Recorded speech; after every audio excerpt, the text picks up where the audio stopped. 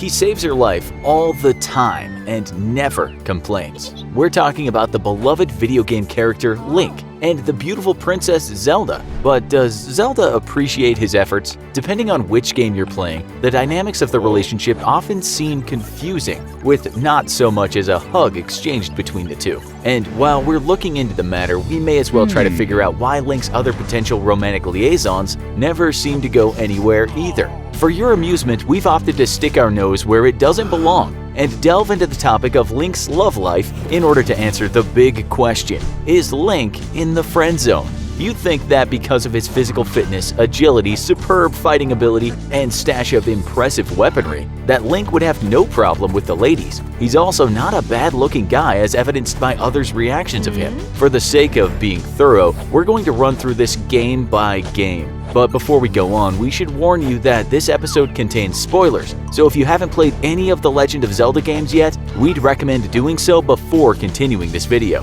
The first game up for discussion on this list is Link's Awakening. In this game, Link wakes up on Koholint Island to find Marin, a girl who looks kinda like Zelda. Even though the game is essentially a dream, there are definitely a lot of hints that Marin likes Link. There's a scene on the beach under some palm trees where she wants to know everything about him before awkwardly retracting the question. At another point, she almost confesses her love but gets interrupted by her father. Although maybe admitting your love for someone in front of your father isn't a great idea to begin with. When you literally pick up Marin later, the game asks, "Is this your chance?" heavily implying a relationship. Link could never be with Marin though, as at the end of the game, the entire island goes away due to the windfish being awakened. The phrase "not even in your dreams" strikes true relevance here. The next game on our list is Ocarina of Time. When Link meets Zelda in this game, there's nothing special early on. She has a vision and realizes Link is the hero of time. Later, she trusts him with the ocarina. However, as the game progresses, she gives Link the light arrows needed to defeat Ganon right before she's taken away. After Link defeats him, they share a moment actually holding hands at the ending cutscene. Finally, some action, right? But no, not really. Hand-holding is the furthest Link gets with Zelda in this game. Malon is another suggested love interest in the Ocarina of Time. After waking her father up from a long slumber on a milk delivery, she thanks Link and teaches him Epona's song. In case you didn't already know, Epona is Link's horse. The song Malon teaches him allows him to mount Epona and eventually win her to ride across Hyrule. Not too much is known about the romantic part of the relationship between Link and Malon, though it is possible that they end up together due to Twilight Princess Link growing up in Ordon, a farming town at the edge of Hyrule. It's not explicitly shown. Thus, we are mostly left in the dark about whether Link had any success with this particular relationship. In all likelihood though, this was strictly another friend relationship and nothing more. Ocarina of Time is full of potential damsels for Link, and Saria is another one. Saria being Link's childhood friend in Ocarina of Time. Saria being Link's childhood friend in Ocarina of Time was always kind to him and stuck up for him when the others in Kokiri Forest did not. She even gave him the Fairy Ocarina. She teaches Link Saria's song so that he can talk to her no matter where in Hyrule he goes. However, they are just childhood friends and nothing more. Now we turn to Ruto, another potential love interest for Link and a member of the Zora. Once he meets Ruto inside Jabu Jabu, there really isn't much to say other than she's a stuck-up fish princess. She forces him to carry her everywhere through the dungeon to find Zora's sapphire. Talk about high maintenance. When Link does get the sapphire, she gives it to him, but only in exchange for a promise of marriage. We do not encourage committing to a marriage at age 10, but if you do, you might not want to do it with a fish woman. Things could get a little smelly. Later in the game, Ruto is angry at Link for making her wait years to see him again. Once again, she's depicted as being controlling, and there are a lot of red flags with this potential relationship. While Link could not be in the friend zone with this particular character, he's probably wise to maintain a safe distance from her. After all, she seems a little unstable. In this case, it's a good thing Link isn't overly desperate. Before we move on to another game, we should mention the character Nabooru. When Link first encounters her, she just first uses him to get the silver gauntlets and doesn't think much of him. However, she later comments that she would not have treated him so poorly if she knew what a handsome man he would become. It's uncertain what would have happened with this relationship if allowed to continue. But alas, Link seems to be once again denied this potential rendezvous. Poor guy can't seem to catch a break.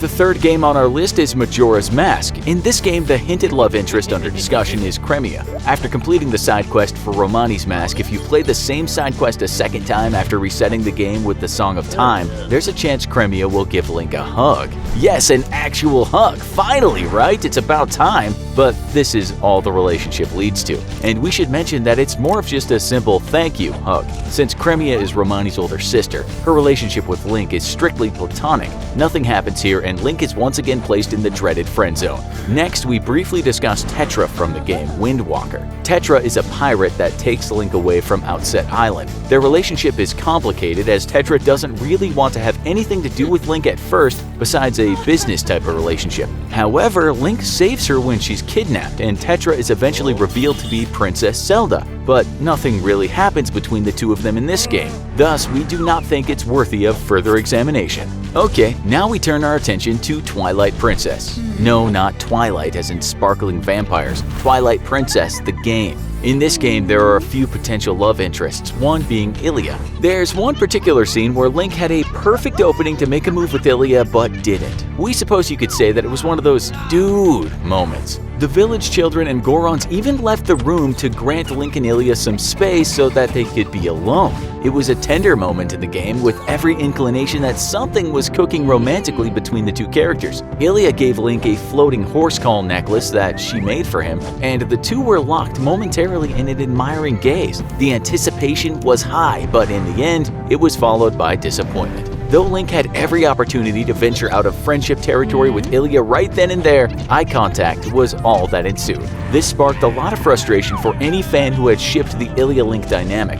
Do we think Link could have had a shot with Ilia in this scene? Most definitely. Then why didn't he do anything aside from just stand there and stare at her? We suspect that Link must be mostly oblivious when it comes to love, at least as it pertains to this case. Midna was another potential love interest that Link did not act on in Twilight Princess. We examined an online thread where a fan posted that he felt Link stopped caring about Ilia at some point during the game as he grew closer to Midna. At the conclusion of Twilight Princess, Link looked upon Midna's true humanized form and gaped. You could tell by his expression that he was clearly attracted and infatuated with her in that moment. Yet, when she gave him an opening saying playfully, "What? Say something," Link just returned with a blank stare and did nothing. This was arguably another dude moment for the beloved lead character. If you continue to watch after the credits, there's another moment at the end of the game when Midna says Link, as if she's about to tell him she loves him, but alas, she does not. And of course, as it applies to Zelda in this game,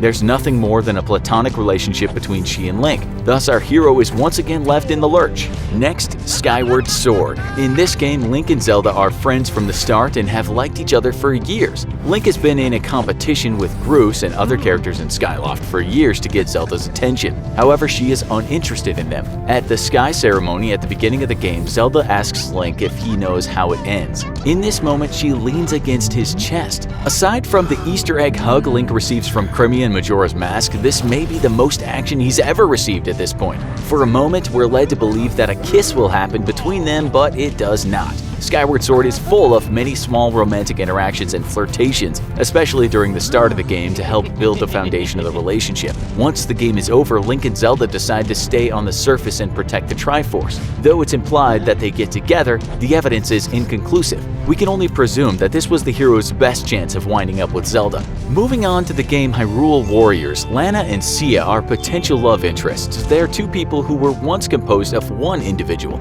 Lana and Cia are so in love with Link that Lana literally splits away from Cia because Cia wants to kidnap Link. Lana wants to save Link in the world, but Cia just wants Link and does not care about the world. Despite having two chicks after him, players are left disappointed when nothing happens romantically for Link. Dude. Finally, we discussed the last game on this list, Breath of the Wild. There's plenty in this game to hint that Link is admired and found attractive to others. Consider Paya, for instance. Paya thinks Link is handsome and writes about him in her diary. She's like a giddy schoolgirl with a huge crush as she stumbles over her words when conversing with him. She also has an embarrassed reaction if he approaches her without clothing on. Then there is Mipha, Azora, and another girl in this game who is clearly in love with Link. A declaration of this love was made when she crafted armor for him. In Zora culture, making armor for a man is a gesture granted by the female to the one she chooses to marry. Unfortunately, Mipha is a spirit by the time Link learns this, so nothing romantic ensues. It's but a tragic love that only seems to go one way. If you've collected and watched all the memories in Breath of the Wild, there's much to hint that something is stirring up romantically between Link and Zelda. Though she's not fond with him at the beginning, associating him with her own failures, we clearly see that her view of him abruptly changes when Link saves her life. The glow in her expression says it all as he poses heroically in a defensive stance in front of her, guarding her from enemies. Zelda also flings herself into Link's arms for comfort in another scene while overcome with despair over Calamity Ganon. So, from what we can tell, some intimacy is definitely hinted here. Could Zelda finally be forming feelings for her appointed knight? Unfortunately, we won't know the answer to that for sure until the sequel is released. We can only speculate that maybe Link will finally get lucky. Still, we should mention the complications with such a match. Being a princess, it's possible that Zelda is required to marry a prince. Thus, she may be restricted from having a relationship with Link. Additionally, Link may not want to initiate something with Zelda because he must abide by his professional duty as her official protector. With this in mind, and given Link's past history with women, there's a good chance he might let this opportunity slip from his grasp as well. Since he doesn't really talk, we can only speculate that maybe Link's a little bit socially awkward. He's a confident fighter, that's for sure, but sometimes he can seem very oblivious and perhaps even shy to romantic advances that are directed toward him.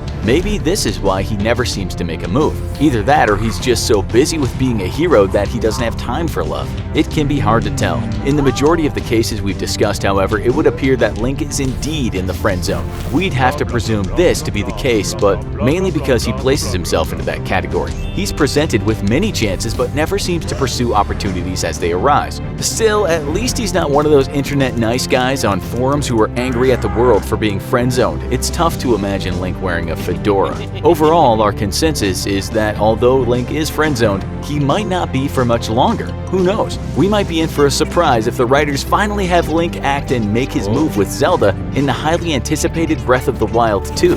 Do you agree with us that Link is in the friend zone? Why do you believe he hasn't initiated any romantic relationships? Are there any potential love interests that we missed on this list? Let us know what you think in the comments. Also, be sure to check out our other video, Is She Into You? Signs and Signals of Attraction. Thanks for watching, and as always, don't forget to like, share, and subscribe. See you next time.